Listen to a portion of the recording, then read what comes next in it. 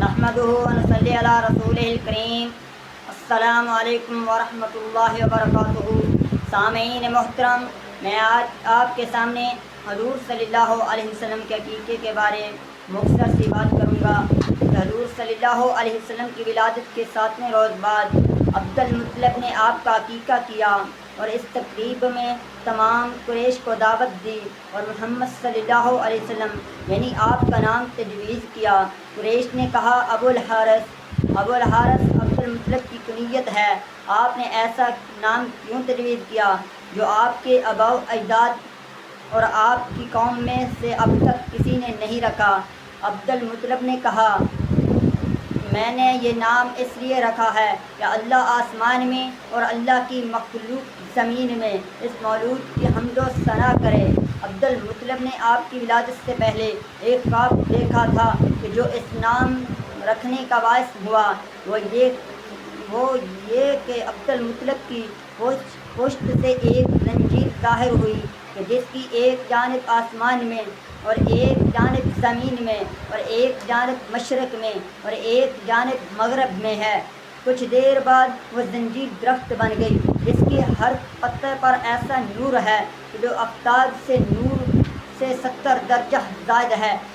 مشرق اور مغرب کے لوگ اس کی شاخوں سے لپٹے ہوئے ہیں۔ قریش میں سے بھی کچھ لوگ اس کی شاخوں کو پکڑے ہوئے ہیں اور قریش میں سے کچھ لوگ قریش میں سے کچھ لوگ اس کے کاٹنے کا ارادہ کر رہے ہیں۔ یہ لوگ جب اس ارادے سے اس درخت کے قریب آنا چاہتے ہیں تو ایک نہایت حسین و جمیل جوان ان کو ہٹا دیتا ہے۔ معبرین نے عبد المطلب کو اس خواب کی یہ تعبیر دی کہ تمہاری نسل سے ایک ایسا لڑکا پیدا ہوگا کہ مشرق سے لے کر مغرب تک لوگ اس کی اتباع کریں گے اور آسمان اور زمین والے اس کی حمد و ثنا کریں گے۔ اس وجہ سے عبد المطلب نے آپ کا نام محمد رکھا۔ عبد المطلب کو اس خواب سے محمد نام رکھنے کا خیال پیدا ہوا اور ادھر آپ کی والدہ ماجدہ کو روئے صالح کا ذریعے سے یہ بتلایا گیا کہ تم برگزیدہ خلائق اور سید الامم کی حاملہ ہو۔ اس کا نام محمد رکھنا ہے اور ایک روایت میں ہے کہ احمد نام رکھنا ہے۔ بریدہ اور ابن عباس کی روایت میں یہ ہے کہ محمد اور احمد رکھنا ہے۔ عرض یہ کہ صحائب الحرام کے تواتر اور روئے صالح کی تواتر نے ماں اور دادا، احباب اور اقارب، یگانہ اور بیگانہ سب ہی کی زبان سے وہ نام تجویز کرا دیے کہ جس نام سے انبیاء و مرسلین اس نبی امی فدا النفسی و ابی و امی کی بشارت دیتے چلے آ رہے تھے۔ جس طرح حضرت عبدالمطلب کا تمام بیٹوں میں سے صرف آپ کے والد ماجد کا ایسا نام تجویز کرنا جو اللہ کے نزدیک سب سے زیادہ محبوب ہو یعنی عبداللہ نام رکھنا یہ القائے ربانی تھا۔ اس طرح آپ کا نام مبارک محمد اور احمد رکھنا یہ بھی بلا شبہ الہام رحمانی تھا، جیسا کہ علامہ نووی رحمۃ اللہ نے شرح مسلم نے ابن فارس وغیرہ سے نقل کیا ہے کہ حق تعالیٰ آپ کے گھر والوں کو الہام فرمایا اس لیے یہ نام رکھا، اور یہی دو نام حق جل شانہ نے قرآن کریم میں بھی ذکر فرمائے ہیں۔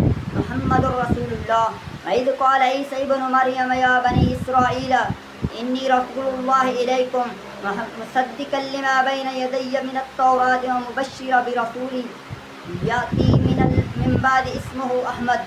محمد اللہ کے رسول ہیں۔ جس وقت عیسیٰ بن مریم نے کہا اے بنی اسرائیل میں تمہاری طرف اللہ کا رسول ہوں، تورات کی تصدیق کرنے والا جو مجھ سے پہلے نازل ہو چکی ہے اور اپنے بعد ایک آنے والے رسول کی بشارت دینے والا جن کا نام احمد ہوگا۔ وہ محمد کا اصل مادہ حمد ہے۔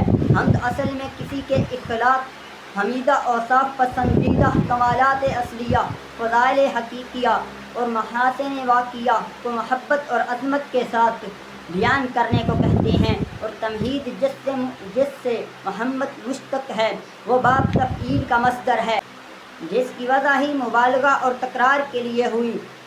لہذا لفظ محمد جو تمہید کا اسم مفعول ہے، اس کے یہ معنی ہوں گے صفات کے جن کے واقعی اور اصلی کمالات اور محاسن کو محبت اور عظمت کے ساتھ کثرت سے بار بار بیان کیا جائے گا۔